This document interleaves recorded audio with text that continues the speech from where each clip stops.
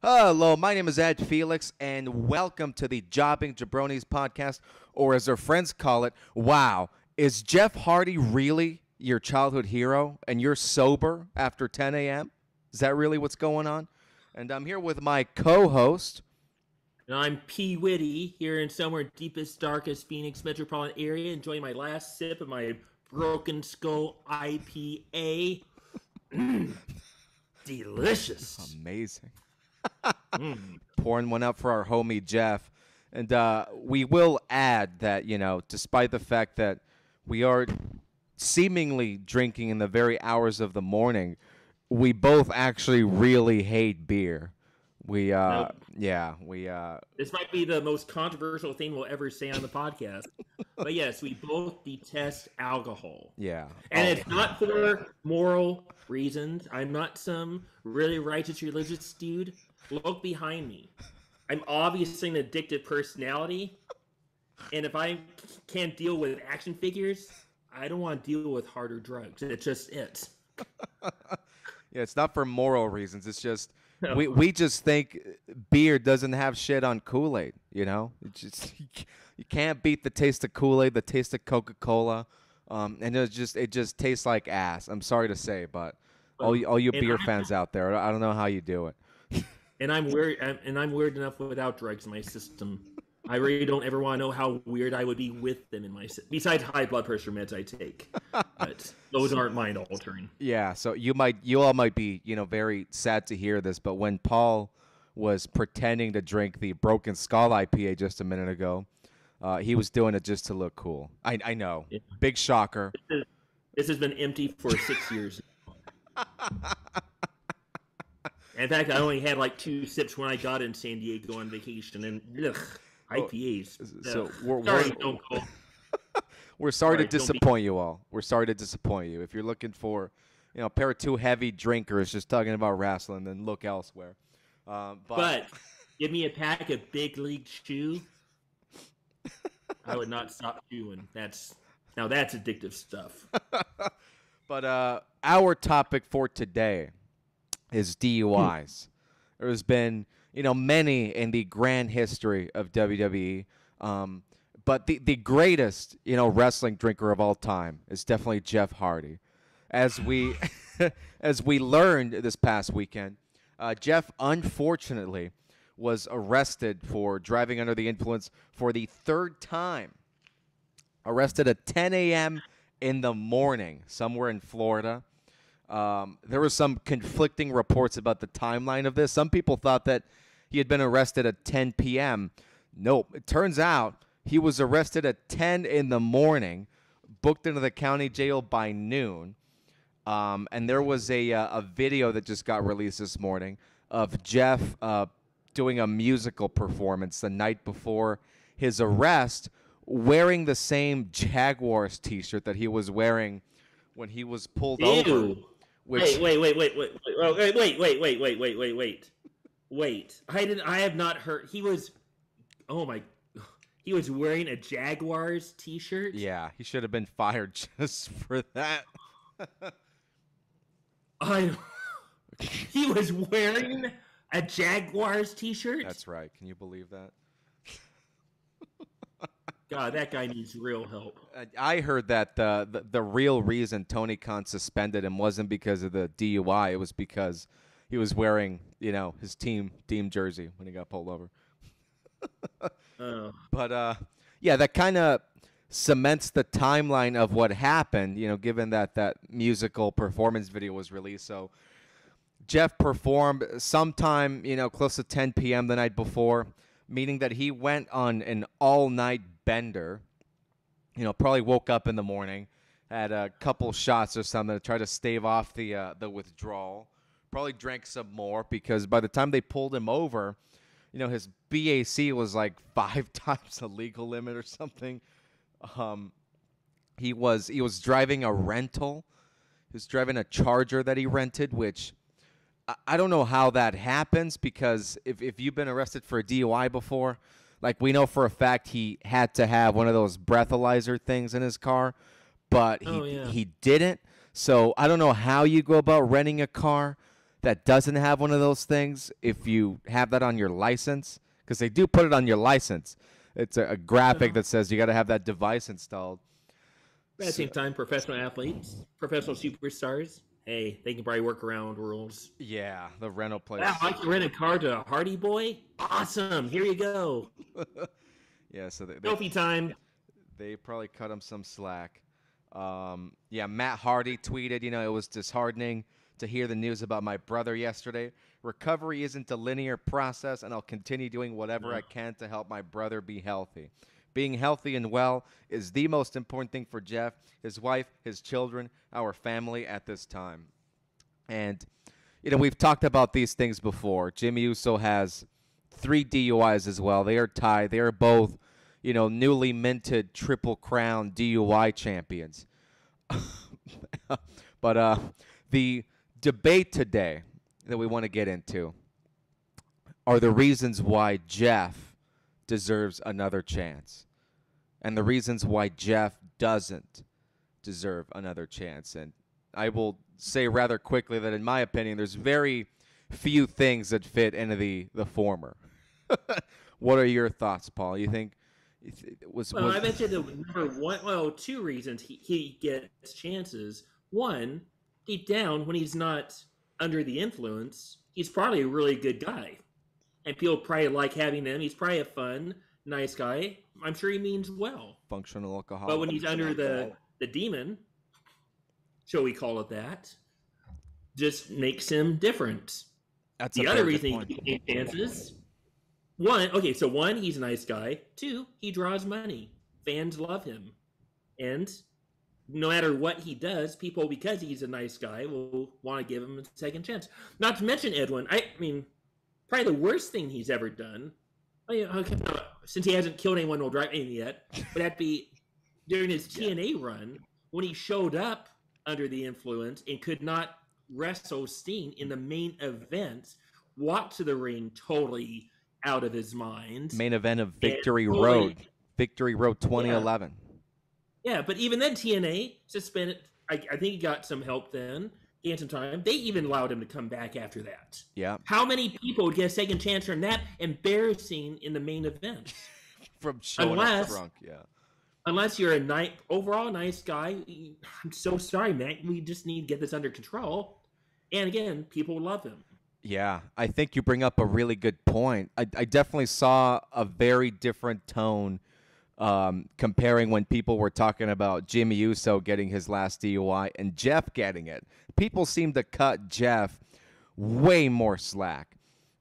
Jimmy, I mean, they have the same number of DUIs. I would think that the penalty career-wise should be similar, but it's like you said, I guess, Jeff is just such a wholesome guy behind the scenes, and he's so beloved due to his past, history with wrestling, that they're just willing to cut him chances. And it's kind of ironic that he was released from WWE this last go around because they asked him to go to rehab. They thought he was effed up again. Jeff denied it, and he was also walked out of the match. And he also walked out of the match in Edinburgh, Texas. He straight up walked out of the match, and I believe WWE believed that he was, completely washed during that match. Nobody knows if he actually was, but it doesn't matter because it's pretty clear that WWE made the right choice. And despite, to be fair, oh, sorry. No, go ahead. But to give Jeff out there too. If I was stuck having to go to Edinburgh, Texas, I might walk out also. Yeah, I don't know. It probably had nothing to do with him being drunk. It's just an unlivable city to be in. But they got all this PR crap for releasing Jeff and asking him to go to rehab, and he goes to AEW, and he's been there for like 2 months or something, and he's already. Yeah. I'm sure he's clearly a functional alcoholic. He's clearly relapsed. I'm sure he's, wrestled, washed a couple times. Just a couple times he's been out there when he's just looked just not all there. And so Tony's really got to be kicking himself because he keeps bringing in all these people from WWE who were released for one reason or another. And, he ends up having the same issues with them. the biggest name of those being Jeff Hardy, of course. Yeah. Um, Let's just hope he can finally get help. yeah. So back to the the reasons he would deserve another chance.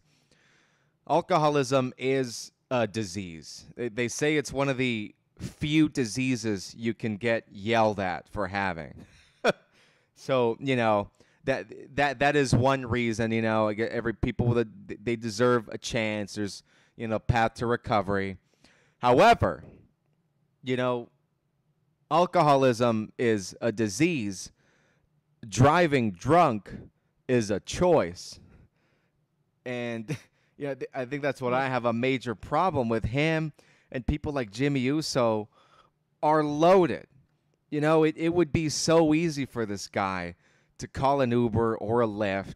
It's like the thing we saw in the NFL recently, where just people get hammered, don't call an Uber. They rather just brave it out for some reason. Maybe No.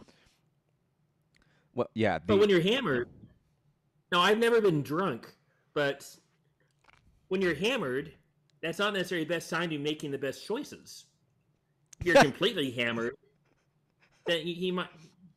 Isn't that somewhat true, though? That is perfectly logical. The bartender should have seen him as being too plastered to call, or someone. Again, that's why one of the reasons I don't drink. I'm not preaching anything. But yeah, we literally have no experience with this. We probably don't even know what it's like to be buzzed, if we're being completely honest with you. But I would just be afraid. One of my worst fears would be I drink too much. I have no idea what the hell I'm doing. So much so, I can drive home. And that's even a horrible drunk impersonation. I know, because I'm not, whatever. And then something happened, like Jeff, or even worse, I actually hurt somebody or killed somebody. Yeah. They gotta lock him up before he kills somebody like Sonny. It's only a matter of time. In the video, initially when they said it was like at 10 p.m., 11 p.m., as initially reported, I was like, it's probably like just got pulled over on a lone road because he was swerving in and out of the lanes. But it was at 10 a.m., and there was actually quite a bit of traffic. And he said there were 3 or 4 911 calls called in. Oh, about him? Yeah, because the police said that in the video. Holy crap. And there's one scene in the video where he's like waving at the camera as they're like doing their checking for him. Oh my God. And when somebody gets pulled over for a DUI, whether it be the first, second, or third time, that is not the first, second, or third time they've actually been driving drunk. It just happened to be when they got pulled over. So he's done this shit, hopefully not dozens of times, but I would not be surprised. But that's the thing with functional alcoholism, right? He might appear fine and wholesome during the day, and then just goes back to his hotel and gets plastered. But where's his family? You think they would know it and just at some point just do not let him go? They can sneak out, whatever. It's his responsibility. Yeah, there's a question of did his family know he had relapsed? I do find it possible to believe that they might not know. Jeff has had substance abuse issues for such a long time. He might have been perfectly adept at hiding it from them. Oh, yeah. I'm also wondering. Yeah, no, go ahead. When he goes in before the judge, is he going to do his dance before he sits down at his chair like he did when he came back to AEW? That'd be kind of while Matt was getting beat up. Yeah. Which further evidence that he was plastered on day one. Matt was getting assaulted, beaten with an inch of his life in the ring, and Jeff is out on the ramp doing the Jimmy. Well, doing the Jimmy in the literal sense. Jimmy Uso just stumbling his way to the ring. Of course, would Jimmy Uso have been given the second chance or a third chance, whatever, if Vince McMahon didn't know he was going to be so instrumental in what they had planned for the next year? That's part of the bloodline. That's a great question because, I was about to say, that Jimmy was given a title run right after having his third DUI, but that's actually a perfectly fine point. He was already in that picture. Unless maybe this is where the Sami Zayn idea came through. Well, Vince, we could always just make Sami Zayn the other Samoan. And then they tried to go with that anyway. Maybe that was... for when Jimmy inevitably takes himself out drunk driving. Yeah. Just get Sami in there. Something interesting, too, is Jimmy has 3 DUIs, and so does Jeff.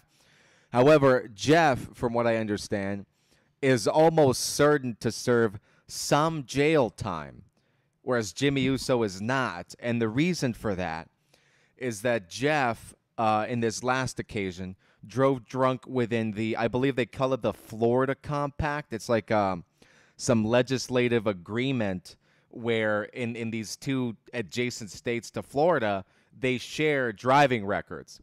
So had Jeff been driving in Georgia, it would have been counted as his first DUI there. But since he was in Florida, it actually counts as his actual third. And for a third DUI conviction, it's like a maximum penalty of 5 years. Of course, nobody serves that. But I think the minimum sentencing is like at least 30 days or something. So he probably actually will be going to jail, unlike Jimmy. Well, maybe that'll help. Serving hard time, Edwin. In wrestling, you're going to serve hard time before the big boss man. Something funny I read too is in Florida, apparently a 30-day sentence can be served on weekends. So Jeff could just go in. That would help him, since AEW only wrestles on the weekends. Pay-per-view. I mean, it's pay-per-view at least, so... Yeah, can I do it on Monday, Tuesday, Thursday, Friday? Yeah, I mean, if he gets jailed in Florida on weekends, and Dynamite is on Wednesday, Rampage is on Friday, it sounds like free lodging to me. It's not gonna be paying for hotels for the next 15 weekends. Let's hope something can sink in. So. But it's also kind of goes back to what we were talking about last time about wrestlers being too hard on their bodies. It's all effect of the years of abuse he's done to his body through all the crazy stuff he's done in the ring. He needs the alcohol to help with all the pain. Does he have daily pain from all the... I'm sure he does. Hip problem. Who knows what pain he's going through? Yeah, I'm sure there's a massive correlation between going harder in the ring and relapses. I mean, he had just gotten back. Who knows how long, he's been drinking for again, but we do know he had a couple of really rough looking matches in AEW. His back had been effed up since that Darby match, so yeah, you're right. Who hasn't in AEW? Everyone's had a few rough matches in AEW. Every match is a rough match in AEW. There isn't a single match in AEW where I don't think this person is going to get paralyzed. And you know what? Maybe I listened to a podcast. Maybe Jeff Hardy is just meant to be an old school wrestler. Because all the old wrestlers are, pretty much everyone when they're interviewed is like, man, I'm lucky I'm not having to do those trips nowadays because I'd be pulled over all the time. Because back in the day in Louisiana, we'd get out of the match at 10 o'clock in Nacogdoches. We'd go to the store, get a 12-pack, and we'd start drinking and drive home. Throw the cans out the window, and that is that. Now, kids, I'm not saying that's what you should be doing. They kind of glorify it from back then. They're like, thank God no one was hurt. All facts. All facts. If wrestlers live unhealthy now, back in the day, it was a whole different ball game. The police pull you over, they get an autograph, and then they go on. You're good. Just try a little bit slower because you're drinking. Yeah, which, since we're on that topic, we've definitely had a lot of, very historic DUIs in WWE. You got, our pals Kurt Angle, the great Eddie Guerrero here. And, people obviously cut them a lot of slack, but I honestly don't think they should be given any slack because, as I said, I think driving drunk is a choice, a very selfish choice, but, the wrestling fandom is very much blinded by how much they love a wrestler, starting with, Exhibit A, Jeff Hardy. That's a really sad one because what's going to happen when he actually kills someone, right? I can't imagine Tony Khan is going to bring him back. He announced he's indefinitely suspended without pay. It sounds to me like a Jimmy Havoc situation where they send him to rehab, and certain laws say that you can't fire somebody while they're in rehab. That's what I was wondering. And if he follows the steps, I could easily see them bringing him back. Yeah, it's just at least angle wise, I know it's definitely that horse is beat to death. How many times have we seen the Jeff Hardy redemption story as an angle? Okay, but was it justified for the WWF? I said, F Panda, come get me! To use Jeff's alcoholism with having Samoa Joe in the bar, like making fun of Jeff's problems, or having Sheamus make it look like Jeff was drinking and driving. Yeah, that's kind of wild, considering he may have been at the time. So now we get all these like memes saying, "Hey, Sheamus was right," which yes, I did almost post on myself. I thought it was very tacky and decided against my better judgment. I mean, even that's another weird meta thing, right? Like, since people had assumed Jeff to be sober, there had been like a resurgence in these types of angles. Even CM Punk mentioned it on Dynamite when he was feuding with MJF. He was like, I bullied an alcoholic wrestler until he lost his job. And now that Jeff actually relapsed, all of a sudden everybody's like, oh, shit, probably shouldn't have said that. That was a great plot line, though. I did like that Punk plot line, though. It was. But actually, can I share with you the first time DUIs in wrestling impacted my life? Yes, please do. It's back in 1987, I believe, maybe 1988, when I read in the Wrestler magazine that Hacksaw Jim Duggan and the Iron Sheik were caught on the New Jersey Turnpike with some pot in the car, and they were both arrested. And man, 13-year-old Polly, that blew my freaking mind. That Hacksaw Jim Duggan, Mr. America, and the Iranian Terror were caught in the same. I didn't even think about the drugs. They were in the same car together. Oh, the death of kayfabe for 13-year-old P. Whitty. Well, that didn't officially happen until 10 years ago when I saw Edge and Jericho get in the same car at WrestleMania here, and I was yelling at Edge, "Don't get in there! Don't get in there! Jericho's in there! No! It's a trap." True story, by the way. But then with that instance, so Iron Sheik got fired. He came back for like a little stint here and there at WWF, but his career there was pretty much done. And Duggan was fired for a year, and he went from being like one of the top guys to middle of the road performers for the rest of his career. Yeah. Vince never trusted him anymore. But of course, nowadays at Little Pod, that'd be nothing compared to this. For sure. I can't even imagine what that does to a 13-year-old's brain. You know, Mr. America pulled over with the most hated man in America. I almost need counseling. I'm sorry that happened to you. It wasn't just any man. It was the Iron Sheik. That's right. And apparently, the story after reading Hacksaw Jim Duggan's autobiography, which is actually a pretty good read if you get a chance. I guess it's just a Sheiky baby needed a ride from New York. And he was like, "Hey, Hacksaw, will you let me ride?" It's like he really didn't want to give him a ride, but the Sheik was desperate. And apparently, Duggan had no idea what was in the Sheik's suitcase. Wink, wink. So, that also makes me think that there should be all kinds of apologies flowing into RVD's inbox after all these DUIs because, that guy's career got derailed just for having a little weed. And all these guys out here now are driving drunk, whereas that guy was doing things right. Little MJ to, like, stave off the pain and stay healthy, wasn't putting anyone in danger. But you have, like we said, Jimmy Uso out here driving drunk, getting title shots, and Jeff Hardy getting his 4th redemption angle. It's kind of gross. So probably the message we should get from this for kids out there who are watching this podcast as a lesson, when you have a job, be nice to the people you work with and be so damn good at your job that they'll bring you back when you do stupid stuff. Yeah. Because if you're not nice, odds are they'll take, this is it. Screw you. We're not giving you a second chance. Or if you're not good at what you're doing, okay, goodbye. Woo, I don't have to fire you. Good. Testament to their skills. So be nice and do your best. and then you'll get second shots, third shots, and fourth shots. And you'll be but good. Please don't. But just don't DUI, and that'd be a lot easier. That would be way easier, but won't necessarily prevent you from becoming champion.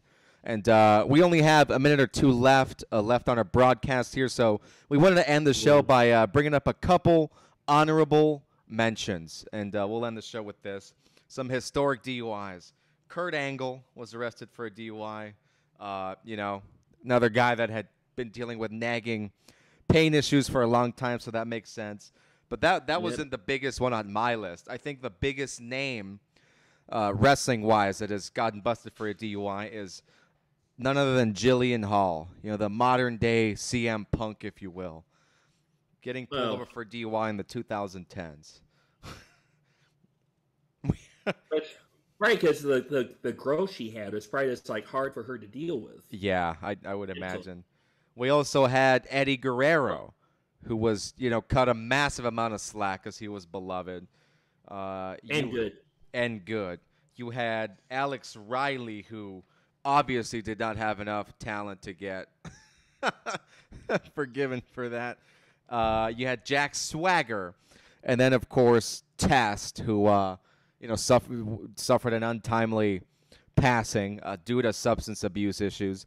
I think he's top of the list because some of these people, like Jeff Hardy, they might be there one day. People don't usually get 5 DUIs. It's kind of rare to drive drunk that often and not, kill yourself. So, or someone else. Yeah, hopefully Jeff doesn't end up there. But not that our opinion matters. We're the shit, but. Jeff is an asshole for driving drunk. Jimmy is an asshole for driving drunk, and they shouldn't be cut any slack. And that's what we have to say about this. So with that, we're gonna go, enjoy our caffeinated beverages, and Paul's gonna continue to pretend sipping from his Broken Skull IPA. And good stuff. With that, this has been the Jobbing Jabronis Wrestling Podcast, and we'll see you all next time. Be nice. Do your best. Bye-bye. Bye-bye.